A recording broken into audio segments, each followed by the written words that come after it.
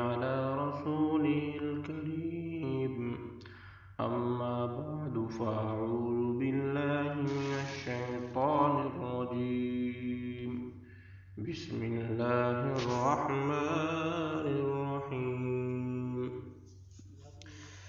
يا بني إسرائيل اذكروا نعمتي التي أنعمت عليكم وأوفوا بعهدي أوف بعهدكم وإياي فارهبون۔ اے بنی اسرائیل، میری وہ نعمت یاد کرو جو میں نے تم کو عطا کی تھی، اور تم مجھ سے کیا ہوا عہد پورا کرو تاکہ میں بھی تم سے کیا ہوا عہد پورا کروں، اور تم صرف مجھ ہی سے ڈرو۔ یہاں اسرائیل سے مراد حضرت یعقوب علیہ السلام کا دوسرا نام ہے۔ ان کی اولاد کو بنی اسرائیل کہا جاتا ہے۔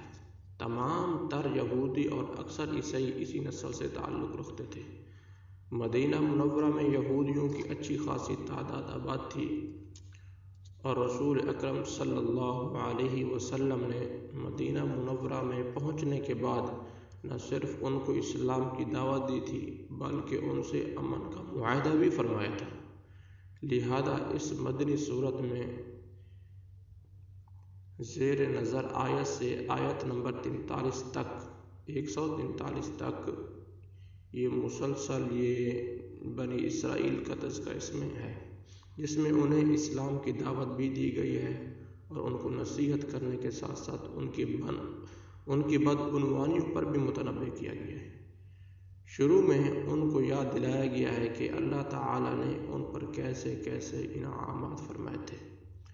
اس کا تقاضا یہ تھا کہ وہ اللہ تعالیٰ کے شکر گزار ہو کر اس عہد کو پورا کرتے جو اللہ تعالیٰ نے ان سے لیا تھا کہ وہ تورات پر ٹھیک ٹھیک عمل کریں گے اور اللہ تعالیٰ کے بھیجے ہوئے ہر نبی پر ایمان لائیں گے، لیکن انہوں نے تورات پر عمل کرنے کی بجائے اس میں من مانی تعویلیں شروع کر دیں اور اس کے احکام کو بدل ڈالا، چونکہ ان کی طرز عمل کی وجہ یہ بھی تھی کہ حق کو قبول کرنے کی صورت میں انہیں اپنے ہم مذہب لوگوں کا ڈر تھا، وہ کہیں ان سے بدظن نہ ہو جائیں۔ اس لیے اس آیت میں اور اس کے بعد والی آیت کے آخر میں فرمایا گیا ہے مخلوق سے ڈرنے کی بجائے اللہ سے ڈرنا چاہیے۔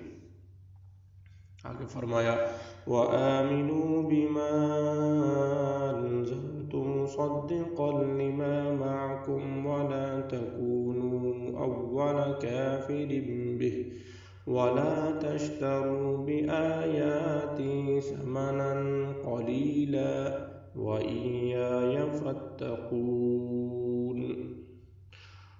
اور جو کلام میں نے نازل کیا ہے اس پر ایمان لاؤ، جبکہ وہ اس کتاب یعنی تورات کی تصدیق بھی کر رہا ہے جو تمہارے پاس ہے، اور تم ہی سب سے پہلے اس کے منکر نہ بن جاؤ، اور میری آیتوں کو معمولی سی قیمت لے کر نہ بیچو، اور صرف میرا خوف دل میں رکھو۔ یہاں بنی اسرائیل کو یاد دلایا جا رہا ہے قرآن کریم وہی دعوت لے کر آیا ہے جو تورات انجیل کی دعوت تھی، جن آسمانی کتابوں پر وہ ایمان رکھتے تھے۔ قرآن کریم انہیں جھٹلانے کی بجائے دو طرح سے ان کی تصدیق کرتا ہے۔ ایک اس لحاظ سے کہ وہ یہ تسلیم کرتا ہے کہ یہ کتابیں جو ہیں اللہ ہی کی نازل کی ہوئی تھیں، اور دوسرا قرآن اس حیثیت سے کہ ان کتابوں کی تصدیق کرتا ہے کہ ان کتابوں میں آخری نبی کی تشریف آوری کی جو پیشین گوئیاں کی گئی تھیں، قرآن کریم نے انہیں سچا کر دکھایا۔ اس کا تقاضا تو یہ تھا کہ بنی اسرائیل عرب کے بت پرستوں سے پہلے اس پر ایمان لاتے، لیکن ہو یہ رہا تھا کہ جس تیز رفتار سے بت پرست اسلام لا رہے ہیں اس رفتار سے یہودی ایمان نہیں لا رہے تھے، اور اسی طرح گویا کہ بنی اسرائیل قرآن کی تکذیب کرنے میں پیش ہے۔ اس لیے کہا گیا تم ہی سب سے پہلے اس کے منکر نہ بن جاؤ۔ بعض یہودیوں کا طریقہ یہ بھی تھا کہ وہ رشوت لے کر تورات کی تشریح عام لوگوں کی خواہشات کے مطابق کر دیا کرتے تھے، اور بعض اوقات اس کے احکامات کو چھپا لیتے تھے۔ ان کے اس طرز عمل کی طرف اشارہ کرتے ہوئے فرمایا گیا ہے، میری آیتوں کو معمولی سی قیمت لے کر نہ بیچو، اور حق کو باطل کے ساتھ گڑبڑ نہ کرو، اور نہ حق بات کو چھپاؤ۔ آگے فرمایا وَلَا تَلْبِسُوا الْحَقَّ بِالْبَاطِلِ وَتَكْتُمُوا الْحَقَّ وَأَنْتُمْ تَعْلَمُونَ، اور حق کو باطل کے ساتھ گڑبڑ نہ کرو، اور نہ حق بات کو چھپاؤ جبکہ تم اچھی طرح جانتے ہو۔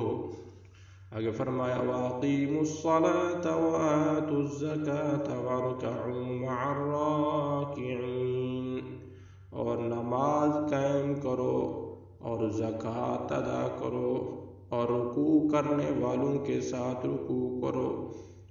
رکوع کا ذکر خاص طور پر اس لیے کیا گیا ہے کہ یہودیوں کی نماز میں رکوع نہیں تھا، اس لیے ادھر فرمایا گیا وَارْکَعُوا مَعَ الرَّاکِعِینَ، رکوع کرو رکوع کرنے والوں کے ساتھ۔ اللہ تعالیٰ سے دعا ہے کہ عمل کرنے کی توفیق عطا فرمائے۔ وآخر دعوانا الحمد للہ۔